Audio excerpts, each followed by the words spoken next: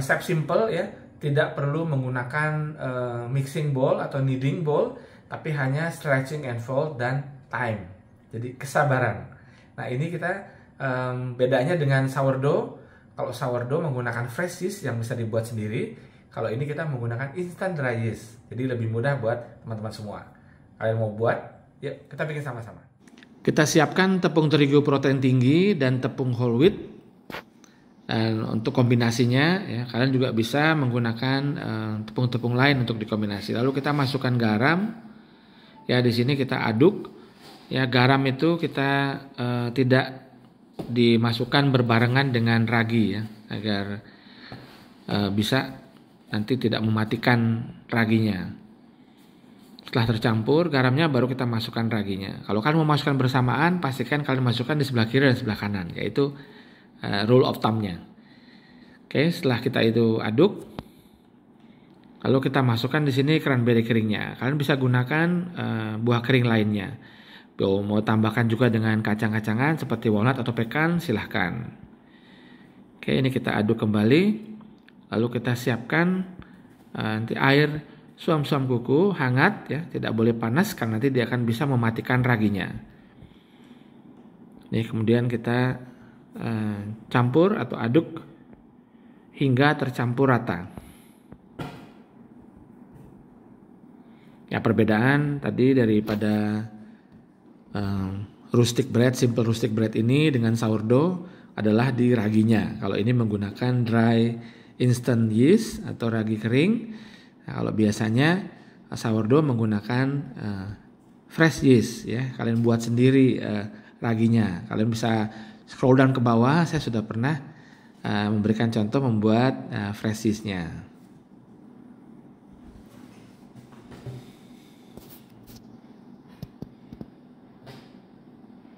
Di sini untuk beberapa tepung protein tinggi itu memiliki penyerapan air yang berbeda satu sama lain. Di sini kita bisa lihat ya, setelah kita aduk, kita bisa melihat bahwa masih ada tepung keringnya yang masih belum bisa bercampur dengan baik. Nah, di sini kita bisa menambahkan airnya di sini ya. Jadi masing-masing tepung punya daya penyerapan yang berbeda. Nah, di sini kalau kalian menambahkan, pastikan menambahkan 2 sendok makan sekali tambah ya. Jadi bisa kalian lebih teratur, lebih mengatur ya masuknya dan kelembapan daripada adonan yang kalian inginkan. Ya, di sini kita masukkan 2 sendok makan terlebih dahulu. Kita aduk kembali.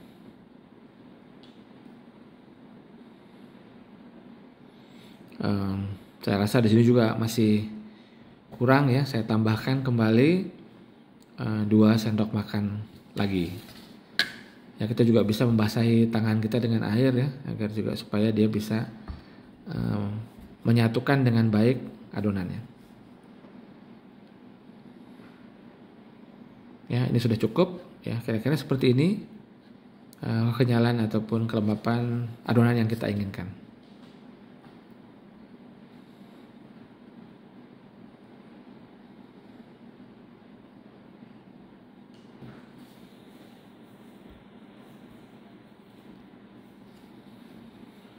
Oke, sampai seperti ini. Sekarang kita istirahatkan terlebih dahulu selama 15 menit. Tutup dengan plastik ya agar tidak kering. Adonannya baru kita tutup dengan towel.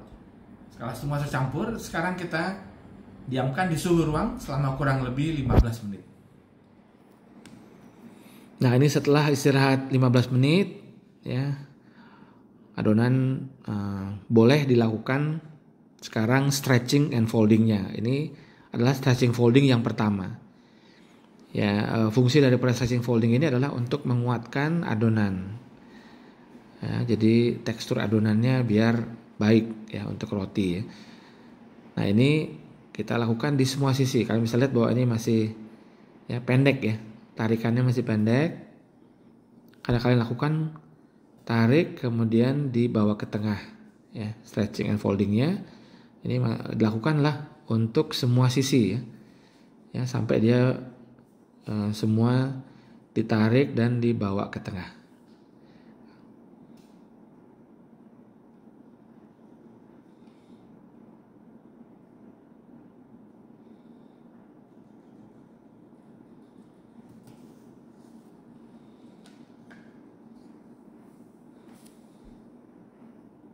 Oke, sampai seperti ini. Kemudian kita tutup kembali dan cover dengan towel.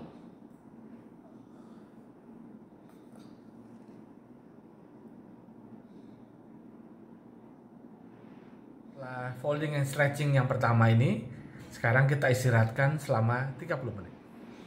Nah, setelah istirahat selama kurang lebih 30 menit di suhu ruang, kemudian kita lakukan stretching and folding yang kedua. Ini kalian pastikan bahwa kalian membasahi tangan dengan air ya, supaya tidak lengket. Ini kalian bisa lihat adonan sudah mulai dapat ditarik lebih panjang dari tadi stretching folding yang pertama.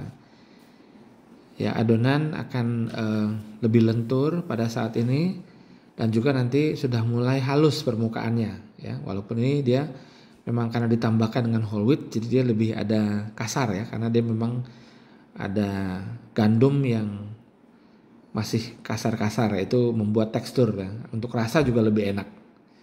Sembari kita memasukkan cranberry keringnya ke dalam ya, dalam adonan.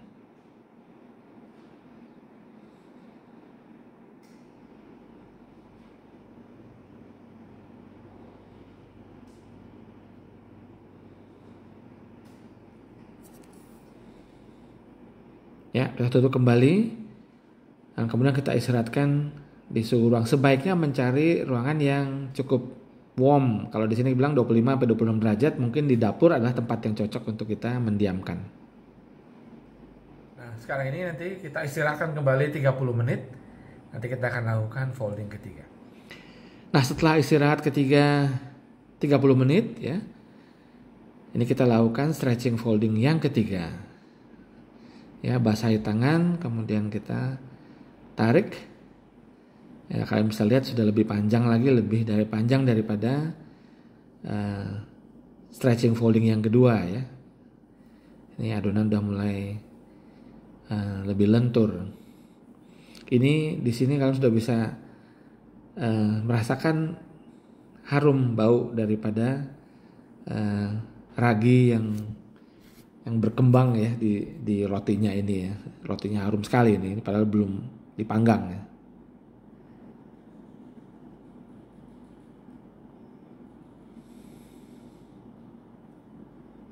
Tutup kembali ya. Ini menjaga supaya tidak kering.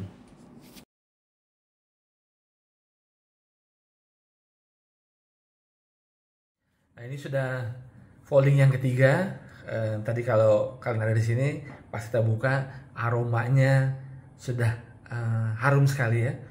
Raginya, terus kemudian dia sudah kelembutannya sudah dapet, terus kemudian kalian bisa lihat dia sudah lebih lentur. Nah, itulah fungsi daripada tadi kita sekarang folding ya. Kita diamkan dulu dalam suhu ruang selama 1 jam. Nah, setelah 1 jam kalian tidak perlu apa-apakan lagi, tapi kita masukkan ke dalam kulkas untuk ferment selama 12-48 jam. Jadi paling cepat adalah 12 jam. Karena apa? Itu adalah kita akan mengeluarkan flavor daripada roti ini. Oke? Tidak sabar untuk menunggu.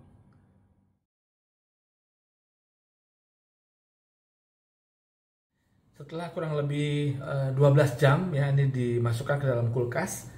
Adonan ini sudah mulai ferment.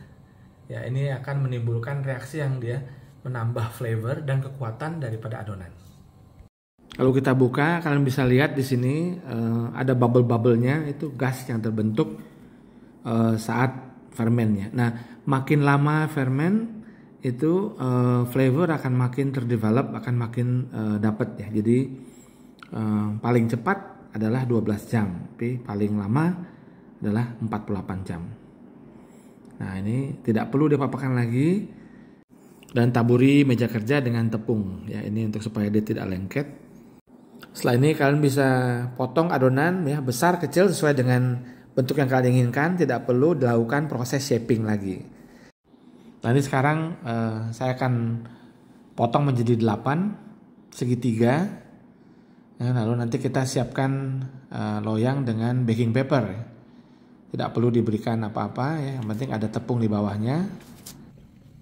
Nah, ini bentuk bebas ya. Di sini saya potong segitiga jadi 8. Kalian bisa potong dibulatkan sedikit ya, tapi yang pasti adalah jangan terlalu banyak lagi diulen, karena ini saatnya cuman sudah di shaping, kemudian langsung kita siapkan panggangan dengan suhu 250 derajat ya, supaya dia panasnya strong, sehingga nanti kita bakar sekitar 20 sampai 25 menit ya, sampai dia kecoklatan.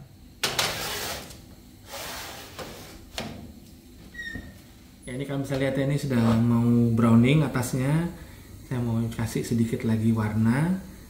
Nah, ini baunya aja sudah enak banget ya guys, jadi kalian perlu coba di Rebake ya. Nah, setelah jadi seperti ini, warnanya bagus ya. Ini keras di atasnya ya. Kalau bisa lihat matangnya bagus ya, ini luarnya crispy, dalamnya lembut ya. Sekarang kita potong, lihat di dalamnya. Wah, enak sekali nih guys. Cakep ya. Oke, tinggal kalian, kalau saya makan dengan olive oil dan garam sedikit. Ini enak sekali. Nah, mudah-mudahan kalian bisa coba, resep akan kita share. Oke, selamat mencoba guys. Happy baking.